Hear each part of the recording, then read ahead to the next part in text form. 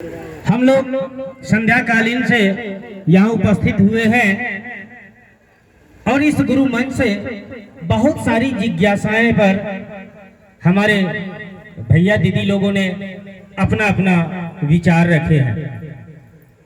हमारे साहब श्री कहे हैं कि अच्छे बुरे की खबर देकर जाऊंगा, लोगों को परखने की नजर देके जाऊंगा।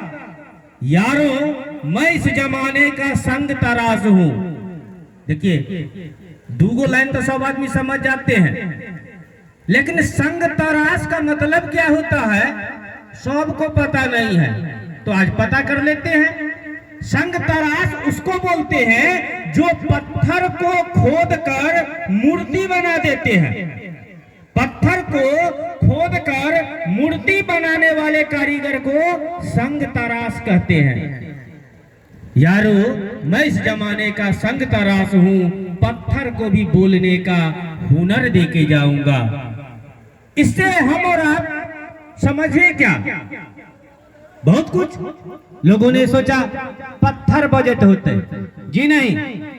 हमने अनुभूत किया, हमने पाया कि जिन भाई बहन को अपना नाम लिखना भी नहीं आता है, महादेव गुरु की दया से वो भाई बहन बड़े बड़े मंच पर, गुरु मंच पर उपस्थित होते हैं, माइक थामते हैं, अब मैथिली या ठेठी तो छोड़िए, डायरेक्ट हिंदी में बात करते हैं। यही है पत्थर को बोलने का हुनर। साहब श्री की आशीर्वाद से हम सबों को प्राप्त हुआ। देखिए, भक्त और शिष्य की जहां तक बात आती है तो हमारे साहब कहते हैं कि जो भक्त होगा वो शिष्य होगा ही। जो भक्त होगा वो शिष्य होगा ही, क्योंकि बिना शिष्य बने वह भक्त नहीं हो सकता। जो भक्त होगा वो शिष्य होगा ही। हम और आप यहाँ इस धरती पर देख रहे हैं, एक से एक पंडित लोगों को देख रहे हैं। अब पता नहीं कर्म से वो पंडित है अथवा नहीं, यह तो मैं नहीं जानता। बड़े बड़े टीका चंदन हम लोग देखते हैं तो हम लोग वेशभूषा से पकड़ते हैं कि ये पंडित है, ये भक्त है। पंडित छोड़िए, वेद पढ़िएगा, अध्ययन कीजिएगा, पंडित हो जाइएगा तो वही हो जाएगा। पोथी पटपट जगमुआ पंडित भयाना कोई, लेकिन बोलचाल की भाषा में वह पंडित कहलाते हैं। चंदन टीका सब देखते हैं तो कहते हैं ये भक्त होगा। हम लोग किसी की निंदा नहीं करते हैं। साहब कहते हैं कि जो भक्त होगा, भक्ति का तो पहले अर्थ समझिए। भक्ति का मतलब होता है प्रेम। भक्ति का मतलब प्रेम, और प्रेम में केवल दिया जाता है, लिया कुछ भी नहीं जाता है। हम और आप एक लोटा जल भी चढ़ाते हैं तो कहते हैं हे बाबा एगो दू तल्ला, एक तल्ला तो चाहिए, एकरा दू तल्ला का दिया।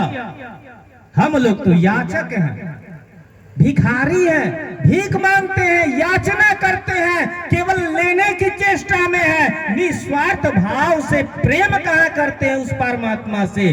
जो भक्त का शाब्दिक अर्थ होता है प्रेम, और प्रेम में केवल दिया जाता है, लिया कुछ भी नहीं जाता। स्वामी रामकृष्ण परमहंस को कैंसर हो गया था। उनके शिष्यों ने कहा कि आप मैया को कहिए, क्योंकि परमहंस जी मैया से डायरेक्ट बात करते थे, फेस टू फेस, जैसे हम और आप बात करते हैं। जानते हैं परमहंस जी ने अपने शिष्यों को क्या जवाब दिया? इतनी छोटी सी बात के लिए मैं माता को कष्ट देना नहीं चाहता। देखिए भक्ति कैसी है, वो केवल देते हैं। कैंसर का रोग है और कहते हैं कि इतनी छोटी सी बात के लिए मैं माता को कष्ट नहीं दे सकता। उसको कहते हैं भक्ति। भक्ति प्रेम। प्रेम में देखिए क्या होता है। साहब लिखे हैं आओ चले शिव की ओर। बहुत व्यक्ति ने इसको नारा बना दिया, आओ चले शिव की ओर, आओ चले शिव की ओर। भैया इसका तनी अर्थ भी समझिए। साहब ऐसे नहीं बोल दिए आओ चले शिव की ओर। हम जगवन गए थे ना, वहां जिज्ञासा हमको मिला था कि साहब ने कहा आओ चले शिव की ओर, इसका अभिप्राय क्या है? उसमें भी वही है, भक्ति प्रेमी अपने प्रेम पात्र के अधीन होता है। प्रेमी अपने प्रेम पात्र के अधीन होता है, उसके अंदर में रहता है, जिससे वह प्रेम करता है। अब देखिए, एक दिन बारिश हो रही थी, मेरी पत्नी घर पे नहीं थी, संजोग बस हम ही थे। आप भी हो सकते हैं, कोई भी हो सकते हैं। बारिश आ गई, कपड़ा भीगने लगा। हम क्या करते? पत्नी से प्रेम है, सारा कपड़ा भाई जत उतार के लाके अलमारी में लगा दिया, क्योंकि पत्नी से प्रेम है। ठीक उसी तरीके से हर प्रेमी अपने प्रेम पात्र के अधीन होता है। तो अपने मन से क्या चलिएगा भैया? कितना देर टिकिएगा अपने मन से? हमको और आपको अगर अपने गुरु शिव से प्रेम है तो शिव की ओर से न चलिएगा। वो जो आदेश करते हैं उस क्रियाकलाप में ना हमको आपको चलना होगा। अपना मन कितना देर ठहरेगा? साहब कहते हैं ना, कहे एगो जिज्ञासा साहब के पास गया कि कहते हैं, हे शिव आप मेरे गुरु हैं तो मैं आपका शिष्य हूं, यह कहने की क्या जरूरी है? पहले है जब कहते हैं कि आप मेरे गुरु हैं तो मैं आपका शिष्य हूं, यह कहने की क्या जरूरी है? साहब कहते हैं कि जैसे आप कहते हैं कि हे शिव आप मेरे गुरु हैं, समझिए हो गए एक बंदर का बच्चा अपनी माँ को खूब कस के पकड़े हुआ है, इस डाली से उस डाली छलांग लगा रहा है। छलांग लगाने के कर्म में वह बच्चा अगर गिर जाता है ना, तो बंदर पे कोई जवाबदेही नहीं है, जिसको भक्ति मार्ग भी कहा जाता है, कोई जवाबदेही नहीं है। और जैसे ही कहते हैं कि हे शिव आप मेरे गुरु हैं तो हो गए बंदर वाली कहानी, और कहते हैं कि मैं आपका शिष्य हूँ, हो गए कैसे? जैसे बिल्ली अपने बच्चे को मुंह से पकड़ती है। अब बिल्ली कितनी दौड़ रही है, अगर बच्चा गिर गया ना, सारी जवाबदेही बिल्ली के ऊपर में है। मुंह क्यों खोली वह जो बच्चा नीचे गिरा? ठीक उसी तरीके से हम और आप भक्ति करते हैं तो सारी जवाबदेही हमारी स्वयं की होती है। हम बाबा धाम गए थे 2019 में, पगलाइयों गए थे, वहां कान पकड़ के उठक बैठक भी किए, बहुते बार किए। कांवर को रखो कंधे से ऊपर और 5 बार 10 बार 11 बार कान पकड़ के उठक बैठक कीजिए, फिर नित्य क्रिया से निपुण होइए, फिर कांवर उठाने से पहले दंड बैठक करके प्रणाम कीजिए, फिर प्रस्थान कीजिए। यानी यह सिलसिला चला रहता है, चलता ही रहता है, खत्म नहीं होता। कब तक? जब तक आप जलाभिषेक नहीं कर लेते तब तक। ऐसा क्यों? क्योंकि आप वहां भक्ति के लाइन से जा रहे हैं, सारी जवाबदेही आपकी अपनी है कि मैं किस विधि से चलूं, कैसे चलूं कि हमारे इष्ट अप्रसन्न न हो। उनको प्रसन्न करने के लिए हम अपनी जवाबदेहियां निर्वाह करते हुए निकलते हैं।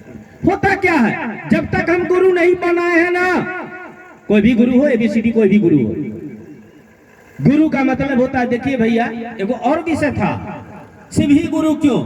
हमको दरभंगा देखा हुआ नहीं है, हम इनको अवध भैया को बोले कि दरभंगा ऐसे ऐसे जाइए, ये भी भुतला जाएंगे, क्योंकि हमको जब पता नहीं है कि दरभंगा कहाँ है, हम इनको क्या बताएंगे?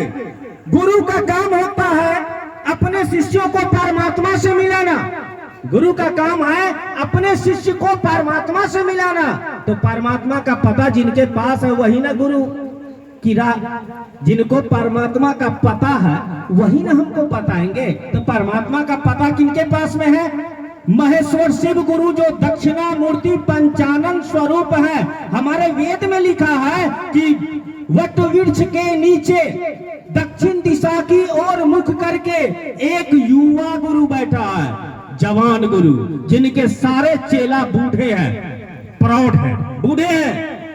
गुरु कुछ बोलते भी नहीं है, लेकिन पल प्रतिपल शिष्यों के मन का संशय दूर होता जा रहा है। वो जगत गुरु शिव के बारे में कहा गया है। दक्षिणा मूर्ति पंचानन, 5 मुख है उनके पास में, चारों मुख 4 दिशा की ओर है, एक मुख ऊपर की ओर है। जानते हैं भाई बहन, उस 5 मुख का 5 गो नाम भी है। वामदेव, सद्योजात, अघोर, ईशान, तत्पुरुष। नाम में तनी उल्टा पुल्टा हो गया, 5 गो नाम है। अब पांचों मुख से एक एक अक्षर निकला है, नमो शिवाय। वही शिव अगर भगवान के कुर्सी पर होते हैं वो दया नहीं करते हैं। वो शिव भगवान के कुर्सी से दया नहीं कर सकते, उनके पास में उतना पावर नहीं है, क्योंकि वो समभाव में हो जाते हैं। इसीलिए इच्छा ज्ञान क्रिया सत्य चित्त और आनंद वो सच्चिदानंद हो जाते हैं। और जैसे ही कुर्सी बदलती है, गुरु के कुर्सी पर आते हैं, वो दया करते हैं। भगवान के कुर्सी से वो कृपा करते हैं, और कृपा का मतलब होता है करो तो पाओ। और गुरु की कुर्सी पर आते ही सब सिस्टम चेंज होता है। सारी जिम्मेवारी उनकी हो जाती है कि अपने शिष्य को कैसे चलाएंगे, कैसे ले जाएंगे, कहां तक ले जाएंगे।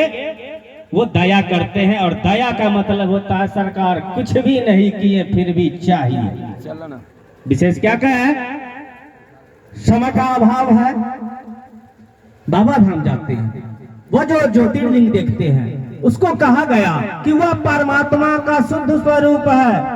हम और आप गुरु नहीं किए हैं, हम और आप अशुद्ध है। गुरु करेंगे क्या? धोते हैं ना ठीक से अपने शिष्यों को। जिस तरह से एगो बाल्टी में कचरा घोल दीजिए, पानी का प्रेशर